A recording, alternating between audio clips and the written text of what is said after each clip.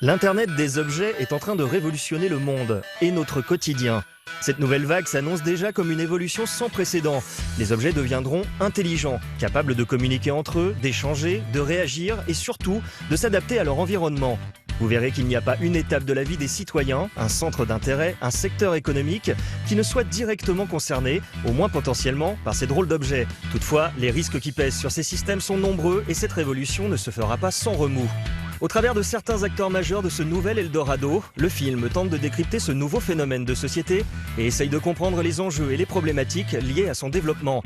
Mais quoi qu'on en pense, les objets connectés et intelligents prendront à l'avenir de plus en plus de place dans notre quotidien. Il va donc falloir les adopter, puis les apprivoiser.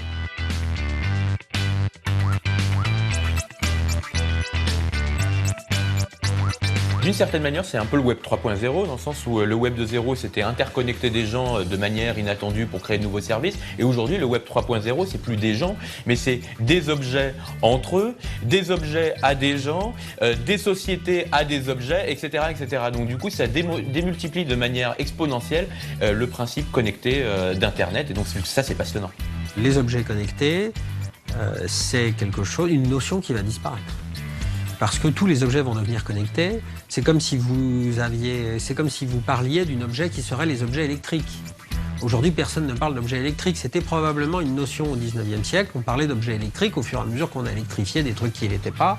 Aujourd'hui, on ne parle pas d'objets électriques, on parle, je ne sais pas, de machines à laver ou d'ascenseurs, mais on ne parle pas d'objets électriques. Ça fera pareil pour les objets connectés.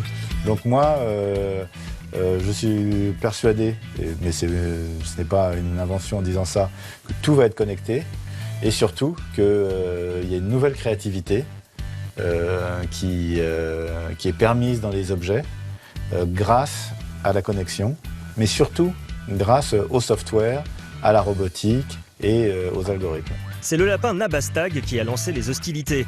Il est considéré comme le premier objet connecté. Partons à la rencontre de Rafi Aladjian, son créateur, afin d'en saisir la genèse.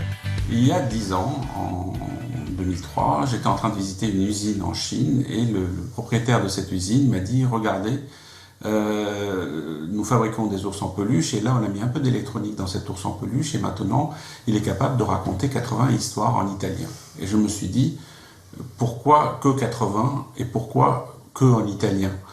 Parce que à cette époque-là, déjà, des technologies comme le Wi-Fi, comme le Bluetooth, c'était des choses qui commençaient à apparaître. Et si on mettait du Wi-Fi dans cet ours en peluche, automatiquement, il allait commencer à raconter non plus 80 histoires, mais toutes les histoires et parler toutes les langues du monde.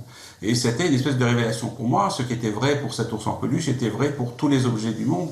C'est-à-dire qu'il était inéluctable que tous les industriels qui fabriquent des ours en peluche, mais aussi des tables, des chaises, des voitures, des chapeaux, des pierres tombales, ce que vous voulez, allaient se dire il y a cette technologie de communication qui existe, on va la rajouter dans ce qu'on fait pour faire des choses nouvelles, des choses différentes et créer des nouveaux services. Esthétique, étonnant et surtout intelligent, Nabastag est le lapin multifonction connecté à Internet. Bonjour, comment ça va? Il parle, bouge les oreilles. En 2005, on a lancé le premier lapin communicant au nom imprononçable pour montrer ça. C'est-à-dire que si on pouvait même connecter des lapins, on pouvait connecter tout.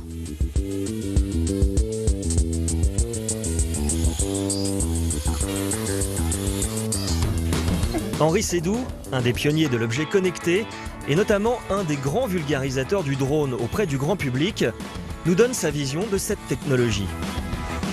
Alors moi, dans les objets connectés, chez Parrot, je cherche à faire des objets connectés qui ont du sens, qui ont vraiment un usage, et alors ça c'est complètement antinomique, et que les Américains ne feront pas. Et que Google, Apple, Microsoft ne feront pas. Je cherche à faire des produits originaux. D'abord, c'est que moi j'applique un truc de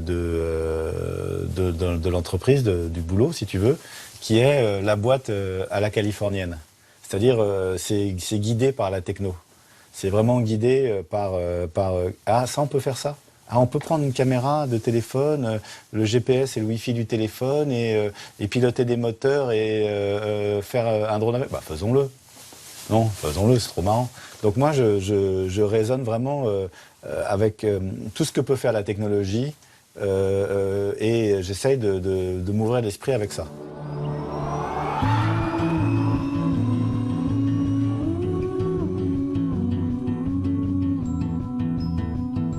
Et on a fait des prototypes de voitures radiocommandées avec des caméras et reliées par Bluetooth. Et on a vu que c'était pas assez, qu'il fallait aller plus loin dans le délire technique. Et c'est comme ça qu'on s'est intéressé au drone. Piloté avec votre smartphone ou tablette en Wi-Fi. Nouveau capteur embarqué et caméra haute définition. Revoyez vos vidéos avec vos données de vol en surimpression. Partagez en un clic vos vidéos sur YouTube et vos photos sur Facebook et Twitter. De faire des jouets robotisés, ce n'est pas anodin. Pourquoi c'est pas anodin? C'est parce que ça confronte les enfants, les adultes, à ce que sont les robots. Comme la littérature enfantine n'est pas anodine. Moi, je dois beaucoup à Jules Verne. Et Jules Verne, c'était pas de la littérature hyper sérieuse. Et de lire ça quand t'es enfant, ça te réveille ton imaginaire. Eh bien ça réveille ton imaginaire et ça te fait entrer dans le monde où demain, il y aura des robots.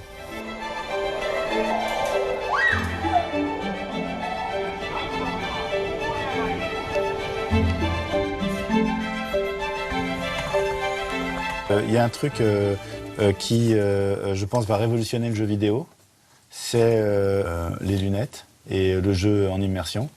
Par exemple, là, j'ai un truc qui a été distribué par Google à la dernière Google I.O.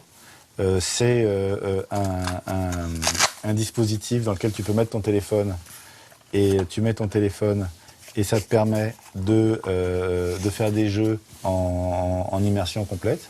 Et puis j'ai aussi un truc qui doit être bien connu chez les amateurs de jeux vidéo, c'est le kit de développement Oculus.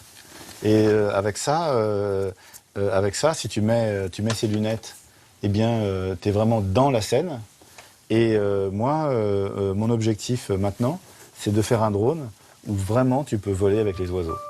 Une vision tout à fait réaliste, car le Bebop est en phase de test. Et il existe un kit de développement pour le système de vision Oculus.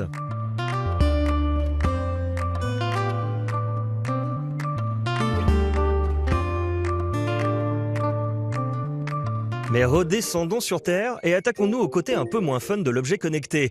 Bref, vous l'aurez compris, une révolution est en marche. L'objet connecté, ou l'Internet des objets devrais-je dire, est censé révolutionner notre mode de vie, mais de quelle manière? Le domaine du bien-être et de la santé est un bon exemple, représentatif des espérances ou des angoisses que peut apporter cette vision du tout connecté. Nous, clairement, on se positionne vraiment sur la santé connectée. L'objectif de la balance, qui était le premier objet connecté de WizZiggs, c'était vraiment de trouver un objet pour lequel le connecter et collecter des données avait un sens. Et il se trouve que le poids, c'était une très très bonne idée, puisque en ayant accès à ces courbes de poids, on voit l'impact de ses choix au quotidien sur sa courbe de poids. Donc l'objectif, c'est vraiment de trouver des objets qui vont apporter un service et permettre d'avoir une vie plus saine. Nous, la santé, la manière dont on la voit, c'est qu'à partir du moment où on a développé la balance puis le tensiomètre, on s'est rendu compte qu'on pouvait vraiment apporter une expérience 360 degrés de la santé aux gens.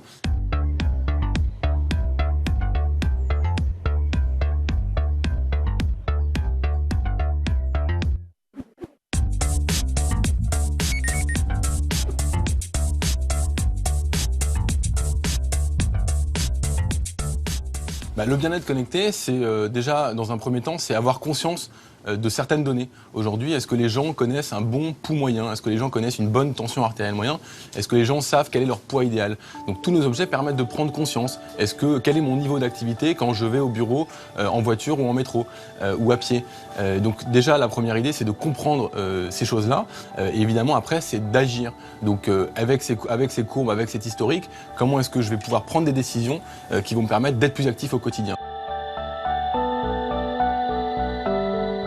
Dans le cas de la santé connectée, c'est pas tant les grands groupes, mais plutôt les laboratoires, les universités qui disposaient de ces informations et qui n'avaient pas l'intention de les retenir. Mais c'est vrai qu'avec nos objets, on fait rentrer cette information dans les foyers.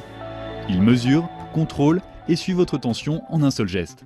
Il s'enfile rapidement et s'adapte aux bras de toute taille. Vous pouvez envoyer vos mesures de tension directement à votre médecin. Il dispose ainsi de données précises et fiables, lui permettant de vous accompagner plus efficacement. Il y a vraiment un besoin de changer le paradigme et le fonctionnement de la santé. Aujourd'hui, on est dans une santé très curative où on va voir son médecin quand on est malade. Et en fait, avec les objets connectés, on va avoir une approche préventive sur comment je peux au quotidien prendre des décisions qui vont être capitales pour ma santé. Sur la tension artérielle, c'est extrêmement visible. Aujourd'hui, quelqu'un qui prend soin de son régime alimentaire et qui prend régulièrement sa tension réduit largement son risque de faire un arrêt cardiaque.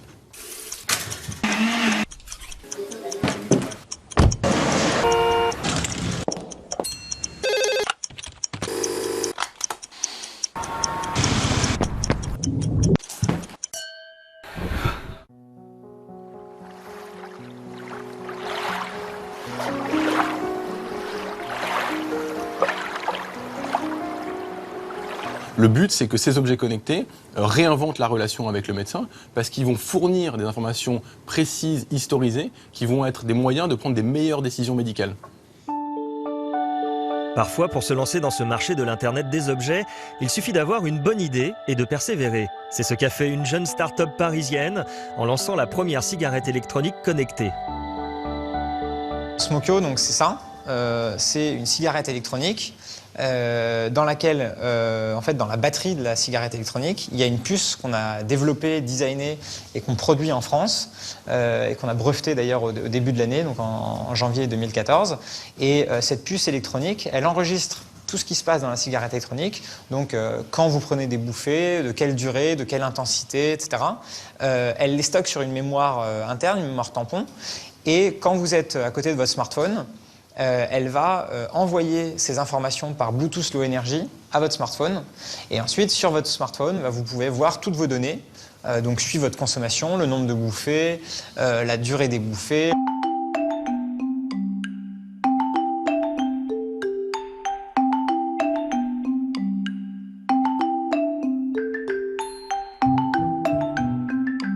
Le Quantify Self, c'est un truc, si tu veux, pour le moment, on balbutie. C'est simplement, pour le moment, c'est plus une idée, un désir qu'un truc vraiment pratique. Mais c'est sûr que c'est la médecine de demain. Si on a un bon suivi de la personne, eh bien, on peut prévoir, ou déjà on peut choper à quel moment il attrape la maladie, ou à quel moment vraiment cette personne-là ne fait pas assez de sport. Tout ça, c'est un peu le monde de la physique. Donc le monde de la physique, il dit quoi? Il dit que les choses, tu peux les comprendre que si tu les mesures. Et donc, il faut tout mesurer. Selon le cabinet d'études Gardner, d'ici l'horizon 2022, un foyer moyen contiendra environ 500 objets connectés. On les retrouvera un peu partout, de l'ouverture à l'éclairage en passant par la gestion du chauffage et la télésurveillance. La maison se révèle aussi être un point de rencontre de la plupart des accessoires appartenant à l'Internet des objets. Nous, on considère vraiment que la maison, c'est un peu le prolongement du corps et que l'environnement dans lequel on vit, c'est une dimension essentielle de sa santé. Aujourd'hui, il y a des études qui montrent que les environnements intérieurs sont 2 à 5 fois plus pollués que l'extérieur. Et donc, être à l'intérieur et pouvoir contrôler la qualité de l'air à travers cette petite caméra, c'est un moyen d'être en meilleure santé. Et pour nous, c'est dans la continuité de la santé connectée.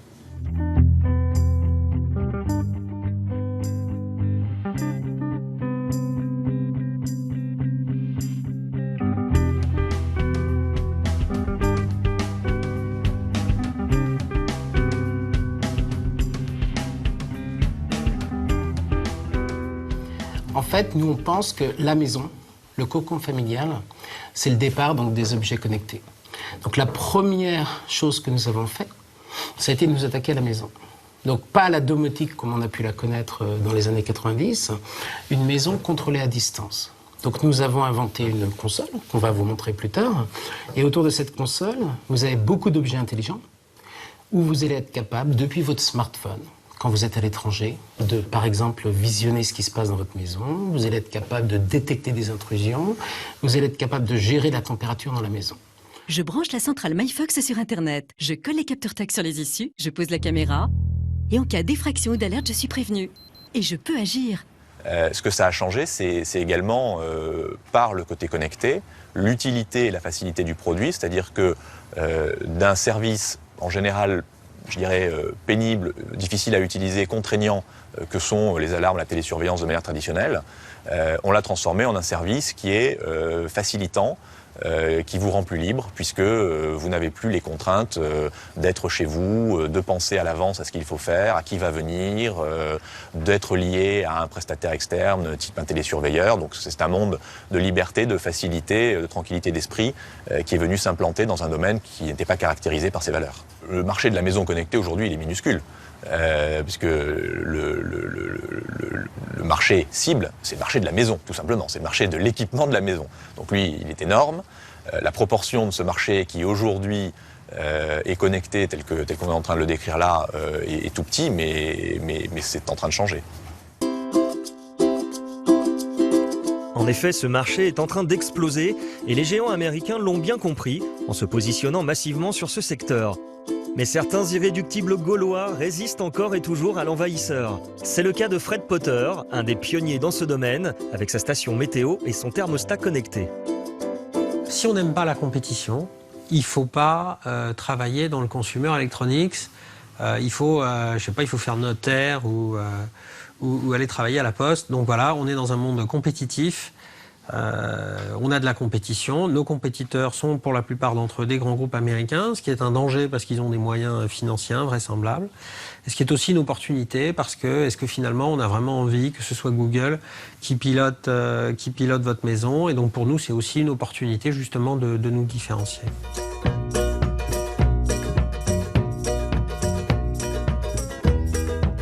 Pourquoi les gens achètent de manière générale des stations météo? D'abord pour connaître les paramètres, donc température, humidité, les paramètres de leur confort à l'intérieur de leur maison, qu'une application météo qui ne s'intéresse qu'à l'extérieur ne peut pas vous donner. Et donc, on est venu rajouter dans notre station météo ce capteur de qualité de l'air qui vous dit lorsqu'il faut aérer. On a rajouté un sonomètre pour savoir la puissance sonore et finalement la pollution sonore à laquelle vous êtes soumis. Et puis, traditionnellement, les stations météo ont des capteurs aussi à l'extérieur pour connaître la météo à l'extérieur dans votre jardin. Et vous pouvez voir sur la carte mondiale des stations Netatmo, donc je vous invite à la regarder sur notre site web. Il y a une grande carte mondiale de toutes les stations, tous les paramètres extérieurs des stations Netatmo, et on voit d'une rue à l'autre, d'un quartier à l'autre, de grandes variations dans les intempéries, dans la température. Puisqu'en fait, un objet connecté à Internet ne rend pas toujours service qu'à celui qui le possède. Il peut rendre service aux autres. Il peut vous rendre service à distance. Il vous permet de partager les informations. Alors soit dans le strict cercle familial si c'est votre choix, mais aussi avec votre communauté, par exemple, de sport qui nécessite de vous renseigner sur les paramètres extérieurs.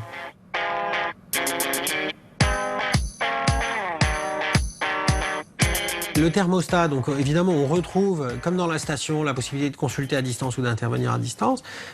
Une autre chose que fait le thermostat, c'est que grâce à son intelligence qui est dans le cloud, c'est qu'il comprend la manière dont votre maison se réchauffe et se refroidit. Et donc après quelques semaines d'utilisation, il a un modèle finalement de l'enveloppe thermique de votre maison et il va optimiser le fonctionnement de la chaudière de manière à ce que vous utilisiez le moins possible d'énergie pour parvenir à la température de confort que vous avez fixée. L'un des biais du marché, de la domotique historiquement, de la maison connectée encore aujourd'hui, parfois, c'est de penser qu'il faut proposer au consommateur une offre qui va révolutionner sa maison. Or, il n'y a pas un seul consommateur qui rentre dans un magasin ou qui se lève le matin en disant « je veux révolutionner ma maison ». Non, il va se dire « j'aimerais bien la protéger de manière plus efficace et plus facile ». Il va dire « j'aimerais bien gérer mon chauffage de manière plus économe et plus confortable ». De la sorte, en fait, la clé, c'est d'arriver sur son centre d'intérêt à lui offrir la meilleure offre sans pour autant l'enfermer dans une marque, un protocole, une contrainte. Pour arriver à ne pas l'enfermer, il va falloir qu'il y ait des plateformes, plutôt dans le cloud, qui se mettent en place et qui vont être des plateformes de fait, qui vont permettre à ces objets d'interagir parce que chaque objet a une information qui peut être utile aux autres. L'Internet des objets, ou machine to machine, en fait c'est quand deux objets se mettent à parler entre eux. Ça peut paraître bizarre comme ça, mais en fait c'est très utile. Prenez Paul par exemple. Paul a d'énormes difficultés à se lever le matin. Eh bien, l'Internet des objets va lui faciliter la vie. Déjà, son agenda va pouvoir dire à son réveil de se régler automatiquement pour que Paul arrive à l'heure à son premier rendez-vous. Et c'est aussi son réveil qui va déclencher l'ouverture de ses volets, allumer sa télé et dire à sa machine à café de se mettre en marche pour que tout soit prêt lorsqu'il sortira de sa douche. Pour que ça ce soit possible, il faut que ces objets-là soient communicants. Et vous avez effectivement aujourd'hui, et c'est ce qui est en train de bouleverser le secteur, des plateformes qui se mettent en place. Et en fait, les majors du digital sont en train de le faire. Apple a annoncé HomeKit, qui va transformer votre iPhone, votre Apple TV, en fait, en plateforme qui va faire interagir tous vos objets connectés de la maison connectée, mais également de votre sport connecté, de votre santé, etc. Google prépare la même chose. Et IFTTT, auquel vous faisiez référence, est une start-up californienne qui, depuis quelques années, a développé une plateforme web qui permet de faire ça pour les fabricants qui ont décidé d'être ouverts à ce type de démarche. Il y a un certain nombre d'initiatives. Donc il va y avoir une guerre des plateformes autour de la maison. Nous, on a décidé de rentrer dans un certain nombre de plateformes aujourd'hui. Il y en a d'autres, on n'a pas encore fait ce choix. Et on participera à ce mouvement de constitution autour des plateformes. Things like lights and door locks, webcams, garage doors, and thermostats. But each of them have their own application, and they end up defining their own network protocol, their own security mechanisms. Well, we thought we could bring some rationality to this space. That's HomeKit. On va avoir des 30, 40, 50, 100 objets connectés dans sa vie. Et la question est de savoir comment on va vivre. Et l'enjeu n'est donc pas tellement d'imaginer les objets connectés, mais d'imaginer la vie connectée. Une vie dans laquelle on va avoir plein de capteurs, de dispositifs, des choses autour de nous, et auxquels on va pas faire attention parce qu'on peut pas faire attention. Vous ne pouvez pas avoir 100 objets et charger les batteries de 100 objets, appuyer sur les boutons de 100 objets, lancer 100 applications, décider du comportement de chacun d'entre eux, essayer de regarder les graphiques de chacun d'entre eux. Donc, actuellement, on est dans une période vraiment rare. C'est pas encore ce qu'on appelle l'Internet des objets, c'est encore l'Internet des cadeaux de Noël. Chez Sense, on s'est préoccupé de l'après, c'est-à-dire on fait pas des objets connectés, on fait de la vie connectée.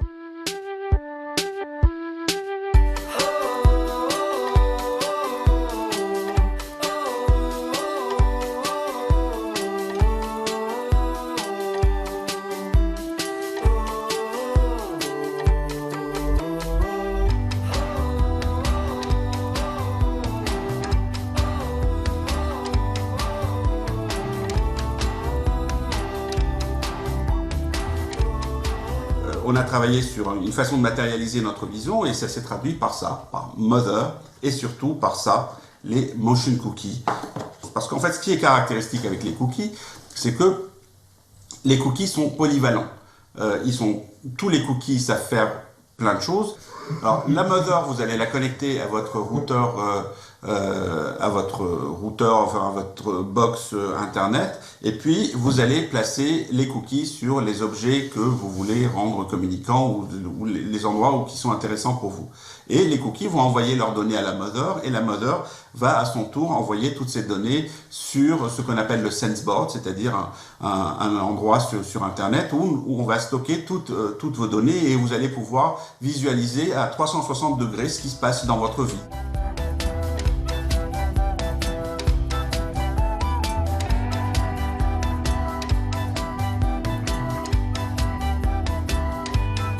Qui sommes-nous, nous, en tant que fabricants de technologie, juste parce qu'on connaît la technologie, de dicter le comportement des gens? Nous, on fait de la technologie, on fait des applications, et ceux qui ont envie d'avoir cette application l'utilisent, et ceux qui l'utilisent pendant aussi longtemps qu'ils ont envie de l'utiliser. Et quand ils changent d'avis, parce qu'on a tous envie on change très souvent d'avis, on peut changer d'avis. Bonjour à toutes et à tous, et bienvenue dans Team Game One.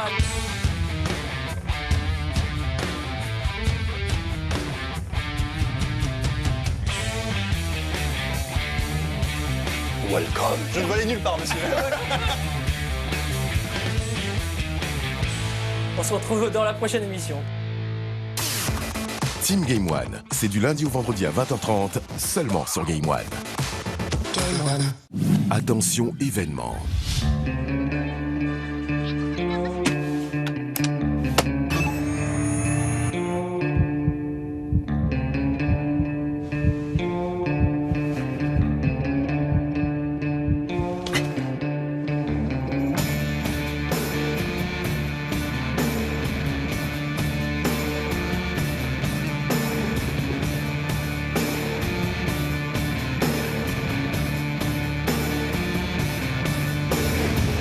Sword Art Online.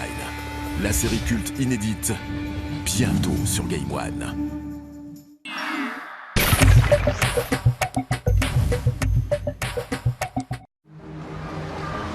Il y a 100 façons de s'éclater avec Fanta.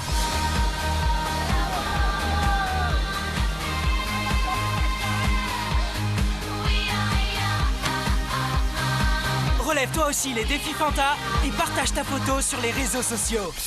Play now.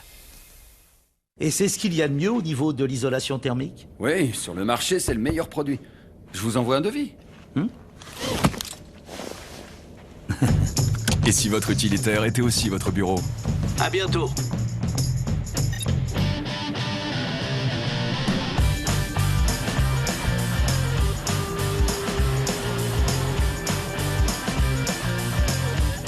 Profitez de nouveaux Renault Trafic à partir de 295 € par mois sans apport. Découvrez la cheeseburger pizza de Pizza Hut. Pizza Hut. Trop bon, trop hâte.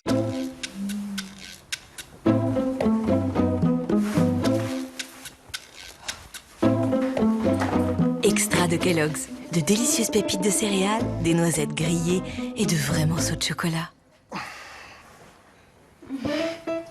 Extra de Kellogg's, la meilleure raison de rester. Et découvrez son sachet refermable qui préserve le goût délicieux de vos céréales extra. Je ne fais pas de compromis. Je vais jusqu'au bout. Mes actes en sont la preuve.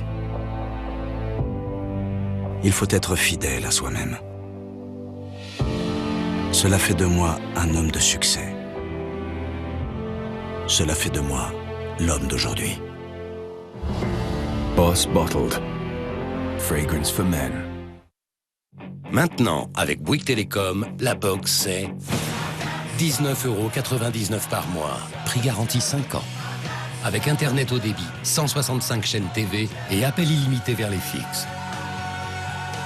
Bouygues Télécom, le progrès vous appartient. Vous avez l'âme d'un super-héros.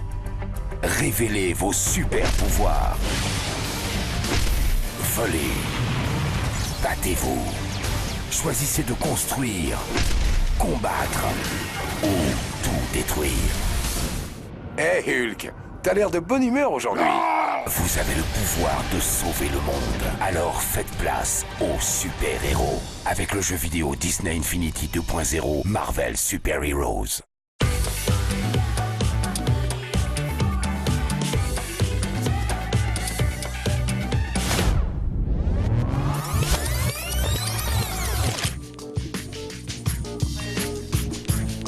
Tagada, on grandira plus tard.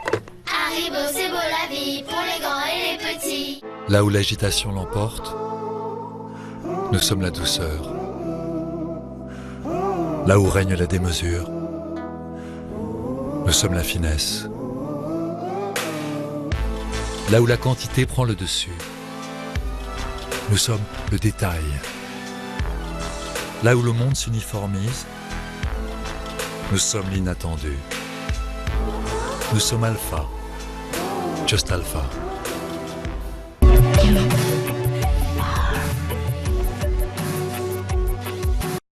Attention événement. Bonjour à toutes et à tous et bienvenue dans Team Game One. À événement exceptionnel, dispositif exceptionnel. Game One sort le grand jeu et consacre une semaine complète à l'édition 2014 de la Paris Games Week. Et pour vous guider, la Team Game One au grand complet. Retrouvez le meilleur de la Paris Games Week dans vos émissions préférées dès le 29 octobre sur Game One.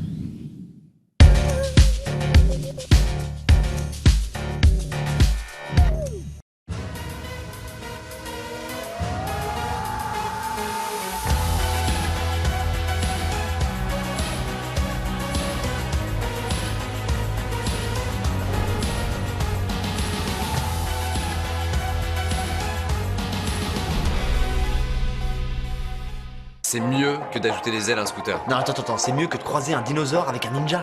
C'est mieux qu'une licorne sur un deltaplane. Non, c'est mieux qu'un grille-pain que tu... avec des pâtes. La rencontre parfaite d'un burger et d'une pizza, c'est la cheeseburger pizza de Pizza Hut. Pizza Hut. Trop bon, trop hâte.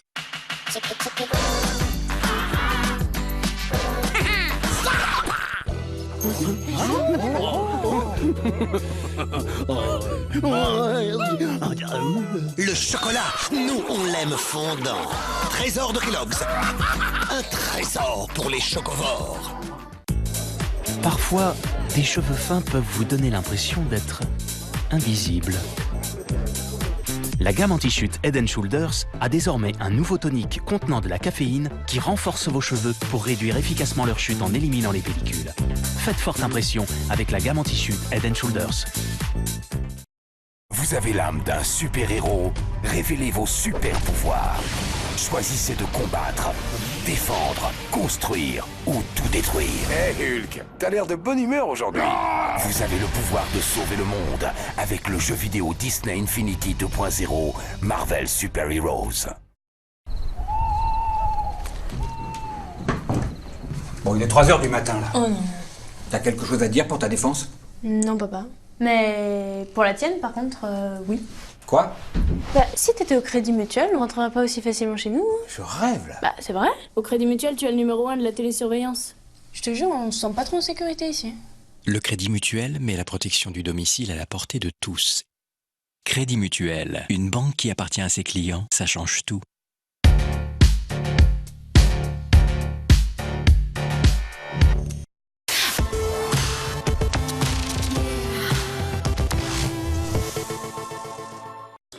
Si tout cela vous semble un peu impalpable, ou même effrayant, et que vous souhaitez comprendre un peu mieux toute cette technologie, il existe peut-être une solution. Pour cela, il faut être un peu curieux et être intéressé par le sujet, mais vous pouvez toujours vous rendre au Petit Fab Lab de Paris. Comme tous les Fab Labs, on est un lieu où on va se rapproprier des technologies et des objets. On a tendance beaucoup à créer des boîtes noires en ce moment, les industriels notamment, et il y a pas mal d'open hardware, donc simplement des cartes électroniques qui vont permettre de brancher des choses dessus de manière complètement libre et où on peut sortir n'importe quel type de données relativement simplement, et du coup ça se développe et ça permet justement les objets connectés. Ouais. Mais en soi, ouais, je pense aussi qu'il y a une espèce de réactivité du public qui dit bah non, ça fait bien longtemps qu'on comprend plus ce qu'on fait et du coup on veut se réapproprier ce mode de fonctionnement. Ce qu'on essaye de faire, c'est justement démystifier tout ce qui est technologie et rebalancer tout ça dans le domaine public et vite, réappropriez-vous les outils. Alors je peux vous parler de ça, alors c'est pas mon projet personnel, c'est un projet qu'on a fait lors d'une journée de hacking qu'on appelle des hackathons. Et en fait on s'est réunis le matin autour d'un sujet qui était la mobilité. Il y avait plein de Fab Labs en fait dans le monde qui ont travaillé sur le même sujet et que chacun essayait de trouver des solutions. Et donc nous pendant le Fab Jam on s'est dit qu'on allait travailler sur le principe de la boussole. On s'est dit qu'on allait réinventer, tu vois, c'est un système de compas. Et l'idée c'était justement, tu vois, c'est une flèche dans laquelle on allait indiquer, en tout cas un appareil dans lequel on lui dirait où est-ce qu'on a envie d'aller, la donnée GPS, et que lui il allait nous indiquer le cap, c'était l'azimut. Comme ça, tu vois, c'est à nous de choisir le chemin qu'on a envie de prendre. Si on est en vélo, bah du coup, si on a envie de tourner à droite ou à gauche, peu importe. Si on a envie de faire un détour, on peut le faire le détour, on aura toujours la direction de là où on a envie d'arriver. Donc ça, c'est ce que nous on appelait le U-Point. Vous voyez là, le principe est très simple, avec un système de GPS qui va nous donner la position où se trouve l'appareil, un système de gyroscope qui va nous permettre de connaître le sens. Et là, il n'y a pas, mais normalement, il y a un petit moteur qui va indiquer, tu vois, c'est qui va faire bouger la flèche.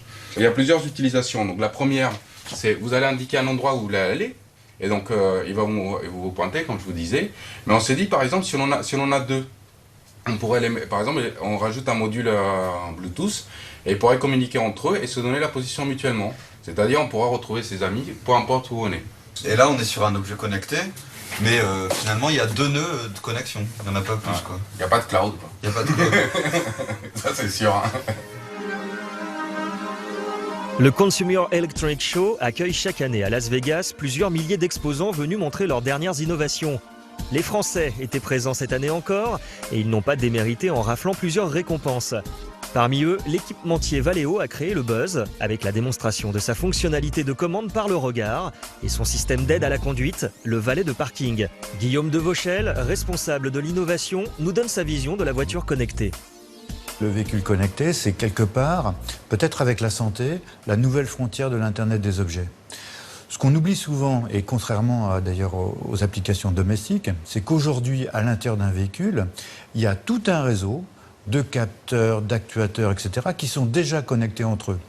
Et donc ces capteurs de luminosité, de pluie, de température, de vitesse, etc., sont prêts d'ores et déjà à échanger ces informations avec le reste de la planète. Donc on a un formidable potentiel pour exploiter ces données, et réciproquement, le véhicule aura besoin de données venant de l'extérieur pour rouler avec plus de sécurité et en grande autonomie. Donc c'est la somme des deux qui fait l'intérêt, le fameux buzz dont vous parlez, pour le véhicule.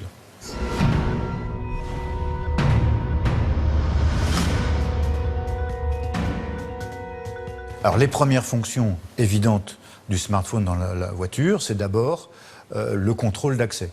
Donc aujourd'hui, nous avons une clé. On peut très bien imaginer de déléguer cette clé de manière extrêmement certaine, sans aucun problème, à un autre utilisateur. Donc plutôt que de vous prêter ma clé avec toutes les difficultés logistiques, imaginez que vous soyez un gestionnaire de flotte, ou vous ayez un véhicule d'entreprise, à ce moment-là, vous allez autoriser un certain nombre de personnes à utiliser votre véhicule. Donc là, le smartphone est le support idéal, chacun a son smartphone, et chacun est parfaitement identifié par rapport à son smartphone. Avec cette délégation de clés, on peut faire beaucoup plus. On peut rendre le véhicule complètement adapté à votre besoin à vous, qui n'est pas le mien. Donc vous préférez telle station de radio, vous avez tel réglage de siège, mais on peut aller beaucoup plus loin sur l'interface machine, on peut prendre en compte votre état de santé, on peut prendre en compte vos besoins, etc. Donc cette identification du conducteur, cette délégation de clés, c'est une fonction évidente. La deuxième fonction évidente, c'est la commande à distance de votre véhicule. On voit qu'aujourd'hui, pour conduire un véhicule, il faut être dans le véhicule. Il y a de nombreux cas de figure où vous n'avez pas besoin d'être dans le véhicule. Par exemple, si votre véhicule doit descendre 3 étages d'un parking souterrain, et là vous préférez rentrer bien calmement, sortir du véhicule à l'entrée du parking et laisser le véhicule se garer tout seul. Donc là, votre connexion va garantir que le véhicule fait bien ce que vous voulez sans que vous soyez à proximité immédiate.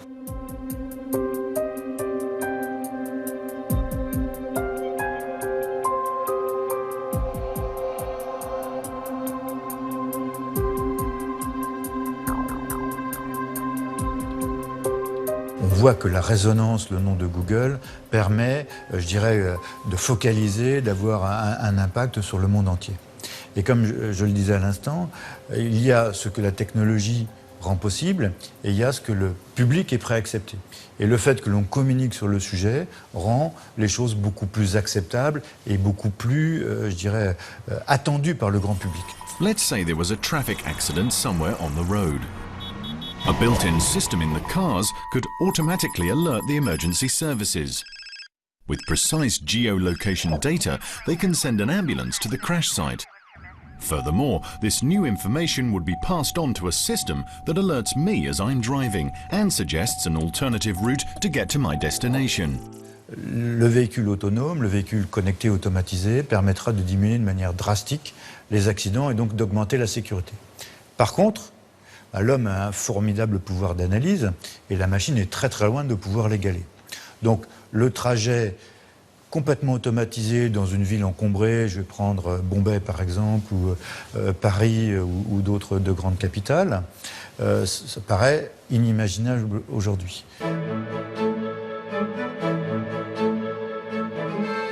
Quand on parle d'objets connectés, on va très vite glisser sur le concept de smart cities ou de villes connectées. Ce qu'on fait en domotique, de façon très simple avec de l'objet qui est connecté, on peut l'extrapoler à l'environnement d'une ville. C'est évident que chaque place de parking, à un moment, se signalera et pourra dire qu'elle est occupée ou pas occupée. Chaque lampadaire, on mesurera son utilité. Demain, quand on aura des capteurs dans la chaussée qui pourront dire où il y a des places libres pour se garer, on va se dire « Mais qu'est-ce que c'était con l'époque où on tournait 5 fois autour du pâté de maison jusqu'à ce que le hasard fasse qu'on tombe. C'était une loterie. Tous les soirs, on rentre chez soi, c'est une loterie. » Alors que, bon, finalement, il suffit juste de savoir que la place pour se garer, elle est en face du 16 et puis on va là-bas et on trouve tout de suite, ou on sait d'emblée qu'il n'y a pas de place.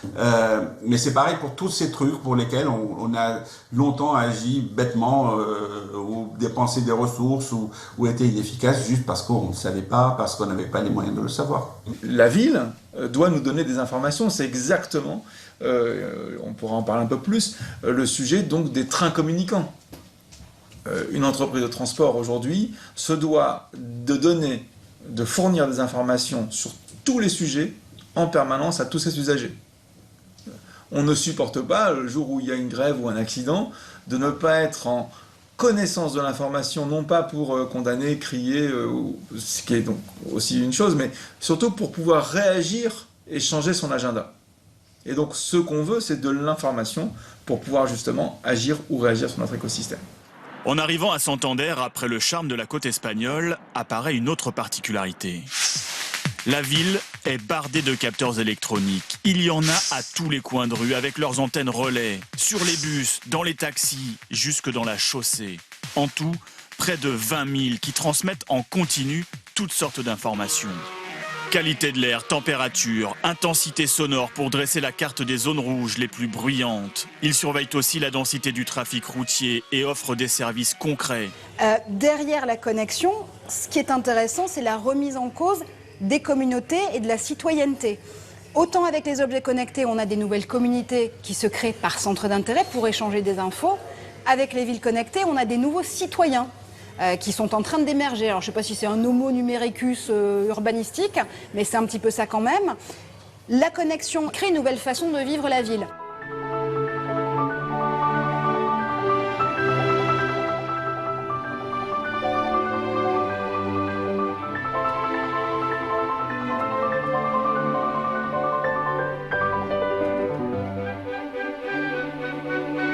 Et Mère Nature dans tout ça, profite-t-elle, elle aussi, du boom de l'Internet des objets?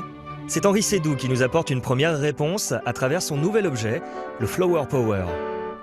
Le Flower Power, c'est un truc hyper simple et hyper puissant. Ce truc-là, c'est l'agriculture moderne, si tu veux. C'est tout l'avenir de l'agriculture, c'est l'agriculture de précision. Tu le mets dans un jardin, tu le mets dans un pot de fleurs, et il y a une application, et il y a un service sur le cloud.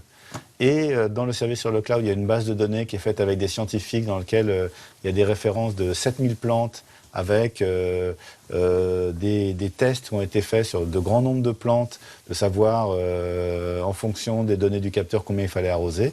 Et donc un petit gadget comme ça permet de te donner une expertise en temps réel sur ton jardin. C'est d'ailleurs un objet très apprécié dans le Colorado, où tu sais, la culture de la marijuana est légale. La planète est soumise à des questions nouvelles et à des problèmes de gestion de ressources à grande échelle, auxquels les drones peuvent répondre par leur capacité à collecter les données. Ce drone, il est destiné aux agriculteurs. C'est une aile volante. Donc le côté pro du drone, tu vois, ça fait un objet qui est quand même vachement joli, qui vole pendant 40 minutes, qui fait des photos automatiquement, il n'y a pas besoin d'apprendre à le piloter, ça se lance comme un avion en papier, c'est ce qu'on peut faire de mieux comme avion en papier, si tu veux, ça vole pendant 40 minutes, ça revient, ça se pose automatiquement, tu prends les photos, tu les mets dans le programme qui est vendu avec, et le programme, il te fait une carte de la zone que tu as survolée à 3 cm près. Mais pas 3 cm près, une carte pâle, elle fait une carte en 3D. L'objet connecté prend ici une autre dimension. Il devient un instrument capable d'analyser et de comprendre certains phénomènes à l'échelle planétaire. C'est Gary Atkinson, un des grands visionnaires de l'Internet des objets, qui nous livre sa vision. L'Internet des objets, ça peut représenter beaucoup de choses. Mais moi, ce qui m'intéresse là-dedans, c'est comment l'Internet des objets va pouvoir résoudre certains de nos enjeux à l'échelle mondiale. À l'heure actuelle, on n'arrive plus à nourrir la population mondiale, à leur donner de l'eau propre, et nos systèmes de santé sont sur le point d'exploser. Et on essaye de produire de l'énergie plus verte, alors qu'actuellement, on devrait surtout apprendre à en consommer moins. Et en plus, il y aura 2 milliards de personnes supplémentaires sur notre planète en 2050. Donc les problèmes vont forcément s'aggraver. Mais si on déployait par dizaines de milliers, de millions, de milliards des objets connectés qui collectent en permanence des données, on pourrait, grâce à ces données, prendre de meilleures décisions. Comme par exemple récolter davantage sur un même lieu, ou alors ne pas gaspiller notre eau en la nettoyant pour ensuite la réutiliser, ou alors tout simplement en remplaçant notre système d'irrigation, comme ces systèmes de bras pivotants qui arrosent en permanence, par un système de goutte à goutte. Alors dans ce cas-là, on pourrait réduire de 65% la consommation mondiale d'eau pour le maïs. Et si vous prenez toutes les réserves d'eau mondiales, la quantité d'eau potable ne représente que 0,5%. Tout ceci pour dire qu'on doit être plus efficace sur notre gestion des ressources. Les objets qui nous entourent sont de plus en plus connectés et les entreprises collectent par ce biais de plus en plus de données quantifiées sur les utilisateurs. L'explosion de l'Internet des objets pose des questions sur l'utilisation et la protection des informations personnelles contenues dans ces objets connectés. Moi, ce qui pourrait éventuellement me faire peur dans les années à venir, c'est que les objets connectés étant entrés de plus en plus dans notre intimité, étant liés à notre santé, à des aspects extrêmement privés, que finalement, l'Internet des objets ne soit contrôlé que par une minorité d'acteurs qui disposent des datas liées à notre vie privée, etc. Donc ça me fait un peu peur. Et donc du coup, je vois les potentiels de la ville connectée, je vois les potentiels d'une vie dans lesquels nos datas nous servent, mais je vois aussi les dangers de quelques acteurs qui maîtriseraient l'ensemble des datas, des données liées à notre vie privée. Et ça, il faut s'en prémunir dans la ville comme dans notre appartement. Qu'est-ce qu'on fait des données de ces objets? D'abord, on les conserve et on les met à disposition de nos utilisateurs. C'est-à-dire que quelqu'un qui a une station météo ou un thermostat peut venir dans son espace privé sur le site web, télécharger l'ensemble des données qu'il nous a confiées. Et puis, on les conserve pour éventuellement faire des services additionnels, comme par exemple améliorer la prévision météo. Aujourd'hui, c'est un sujet sur lequel on travaille avec des partenaires. Donc on regarde, on travaille là-dessus pour voir si ces données peuvent être valorisées. En termes de business plan, c'est pas, nous semble-t-il, le business principal. Le business principal, c'est de vendre un produit dont les consommateurs sont heureux, qu'ils utilisent avec joie, qui sont vraiment utiles, qui leur apportent un moment de bonheur et qui est simple à utiliser. Et c'est ça qui compte. Aujourd'hui, même si ce sont de véritables innovateurs en très mauvais franglais, mais au sens vraiment pur du terme, les Fred Potter, les Henri Seydoux, les Raphaël Adjans et tous ces gens-là, la véritable question, c'est de se demander si, en réalité, ils ne font pas du business avec nos datas. C'est-à-dire que les objets connectés qu'ils construisent sont toujours plus smart, toujours plus intelligents, toujours plus beaux, toujours designés par des grands noms du design. Mais est-ce que la partie immergée de l'iceberg, ce ne sont pas justement les données que ces objets transmettent? Parce que, encore une fois, ce qui est intéressant dans l'objet connecté, dans sa connexion, c'est ce qu'il transmet. Ce sont nos données. Donc là-dessus, il va falloir peut-être à un moment donné que, encore une fois, ces grands innovateurs, ces grands entrepreneurs acceptent un petit peu mieux la critique sur la partie des données et des données personnelles et nous disent réellement ce qu'ils en font. Mes données peuvent être extrapolées, peuvent être revendues à un plus grand groupe, peuvent être aussi utilisées par une administration. Jusqu'à présent, ok, je veux bien être d'accord, mais qu'on me pose la question et qu'on me le demande au moins. Ce serait urbain. Ces données sont, il faut le dire avant tout, c'est une richesse exceptionnelle pour toutes les entreprises, parce que toutes les entreprises sont en mesure de revendre et d'utiliser ces données de façon commerciale. Par conséquent, il y a des problèmes, des enjeux, des réflexions à avoir sur le traitement de ces données. Comme on l'a dit tout à l'heure, en particulier sur la sécurité de ces données, il faut qu'il y ait un gendarme pour régler ça. C'est valable pour des tas d'autres sujets. Et je le répète, c'est absolument incontournable, indispensable de régler ça pour se donner la chance de réussir notre transformation.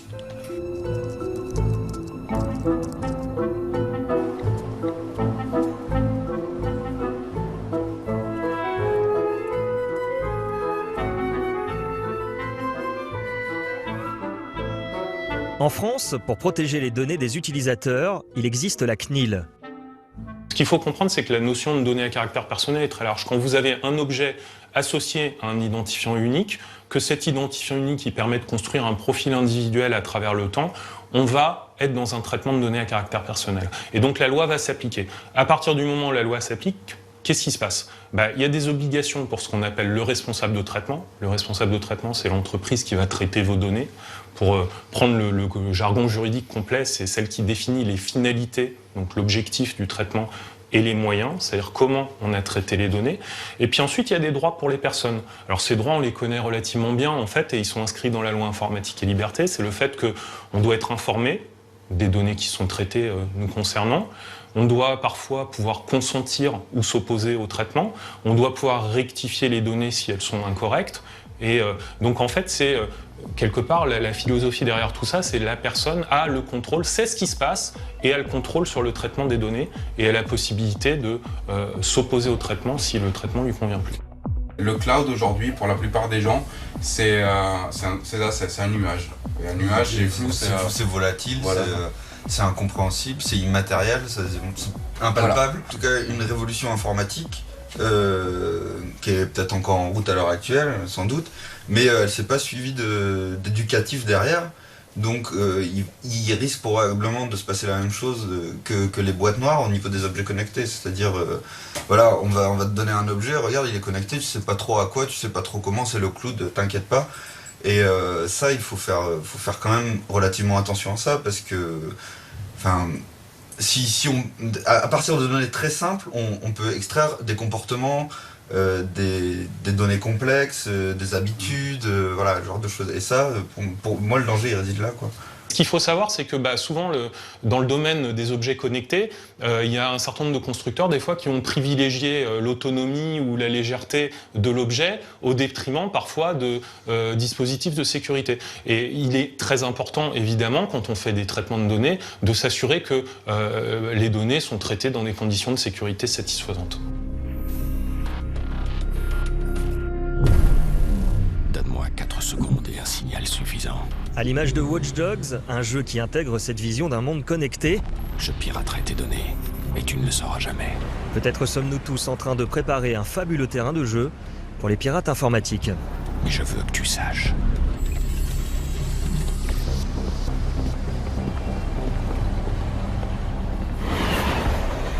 Que tu n'es plus anonyme. Il y a une formule qui reste très vraie pour tous les champs de la cybersécurité. Plus on est connecté, plus on est piratable. L'enjeu entre la vie privée et les objets connectés, c'est que quand on regarde un petit peu l'histoire d'Internet, ça fait 30 ans que le web existe et on pirate toujours des sites. Ça fait à peu près une dizaine d'années qu'on est dans l'ère du cloud et on arrive encore à pirater le cloud. Et là, je ne vois pas pourquoi, malheureusement, les objets tangibles seraient complètement protégés des pirates. La différence, c'est que quand on pirate un site web, c'est quelque chose qui est séparé de notre intimité. Quand on pirate le cloud, c'est un peu plus proche de nous parce que c'est des photos, c'est des vidéos personnelles. Là, quand on pirate un objet connecté qui est dans notre appartement, on est complètement dans l'intimité d'une personne. Donc du coup, la protection des objets connectés, ça va être un enjeu majeur pour les prochaines années.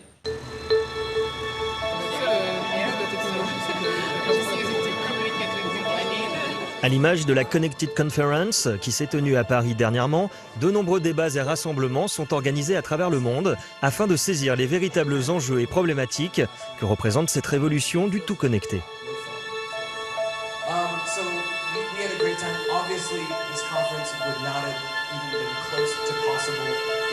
Avec tous les avances technologiques qui arrivent, il y a toujours le peur qu'on va devenir esclave aux technologies. Que ce soit les jeux vidéo, moi quand j'étais jeune, on disait les jeux vidéo te rendent fou. Et tu n'étais pas censé passer tout le temps devant la télé. Il y a toujours ces peurs et c'est toujours quelque chose que culturellement, on arrive à gérer. Mais je crois que vraiment, les objets connectés, c'est l'avenir. Ce qui est sûr, c'est qu'avec les objets connectés, on est récepteur d'informations, puisque les objets connectés nous donnent, nous transmettent des informations en temps réel. Et on est émetteur d'informations avec des capteurs, notre smartphone, peut-être même bientôt avec le corps connecté d'autres informations. Donc on va vivre de plus en plus une vie en streaming, une vie qui nous permet de recevoir en temps réel et émettre en temps réel des informations. Donc une vie plus réactive sans doute. Je ne pense pas que les objets connectés vont nous rendre feignants. Au contraire, je pense qu'ils vont nous permettre enfin ça dépend comment ils sont conçus, de nous assumer réellement. Voilà, c'est un outil à laquelle on délègue une partie de choses qu'on fait mal et qui font mieux que nous. Je crois qu'on est en train de vivre une époque formidable. On a vécu à la fin des années 90 une première révolution digitale qui a connecté les êtres humains entre eux. On est au début d'une deuxième révolution digitale qui va connecter les êtres humains à leur environnement. Je pense qu'elle est non moins challenging et passera à travers des phases de rationalisation non moins importantes, mais elle bouleversera nos vies de manière, à mon avis, encore plus importante. Oui, c'est des outils, l'intelligence humaine, elle s'exerce toujours, son champ se déplace, l'électricité nous a rendus plus fainéants puisqu'on n'est plus obligé de tirer sur des cordes pour avoir de la force motrice. Voilà, je ne pense pas que c'est pour autant que le génie humain a cessé de s'exercer, donc les objets connectés vont nous libérer d'un certain nombre de tâches débiles. Donc moi je ne crois pas que ces objets vont faire de nous des esclaves. Je pense qu'ils sont plutôt de nature à nous libérer de tâches pas très intéressantes. C'est une vraie révolution. Maintenant, il faut aussi trouver les clés pour que les gens l'adoptent, cette révolution. Parce que si je suis un geek, je vais être séduit assez rapidement. Mais les autres, il faut leur montrer que c'est un service qu'on leur rend, que c'est pas simplement un gadget et que ça va avoir un vrai impact sur leur vie. Ça va nous libérer du temps pour se concentrer sur d'autres tâches, comme passer plus de temps avec nos enfants, ou alors tout simplement prendre le temps de lire et mieux comprendre ce qui nous entoure. Dans les pays occidentaux, ça sera comme ça. Et dans les pays sous-développés, cela permettra de voir quand le puits est vide, sans avoir à marcher 15 km pour s'y rendre. Ils n'auront tout simplement qu'à consulter leur SMS. Et cela se produit déjà dans certaines régions. Et l'on voit des gens économiser jusqu'à 4 heures de temps par jour. Imaginez tout ce que vous pouvez faire en 4 heures de temps. On change d'échelle en fait. On a déjà changé une première fois d'échelle au niveau... je parlais tout à l'heure de la révolution industrielle, on a déjà changé d'échelle, on a construit la mondialisation et tout. Là, on va changer une nouvelle fois d'échelle et on va aller de façon, j'ai l'impression, un peu plus granulaire dans les choses parce qu'on va pouvoir mettre des capteurs un peu n'importe où, on va pouvoir, voilà, et on va avoir des nouvelles données qui vont émerger, un espèce de, je sais pas si on peut dire ça, de réseau de neurones qui va émerger. Et je pense que ce qui fait peur aux gens, c'est ça, parce que les réseaux de neurones, ça veut dire intelligence et ça veut dire contrôle, quoi, en fait. Les objets connectés, c'est un truc de fond. C'est un truc de fond. Et, ce qu'on ne sait pas, c'est jusqu'à où les objets vont être puissants. Jusqu'à où les robots, l'intelligence artificielle va prendre. Ça, mais c'est un thème de science-fiction. C'est un thème de science-fiction. Est-ce qu'on sera remplacé par des robots ou est-ce qu'on, malgré tout, en survivra Qui le sait? Il y a environ 400 ou 500 millions d'années, c'était une époque qui s'appelait le Précambien. Mais si tu regardes la faune du Précambien, eh bien c'est un délire. Et puis rapidement, ce délire a continué, mais dans des directions précises. Par exemple, il y avait un ver qui s'appelle le cordé, et qui a donné naissance aux vertébrés. La plupart des animaux sont des vertébrés. Le poisson est vertébré, puis après le poisson est sorti de l'eau et on est tous des vertébrés. Et donc au début, c'est le délire. Au début, l'évolution, c'est le délire. Et après, les choses se conditionnent.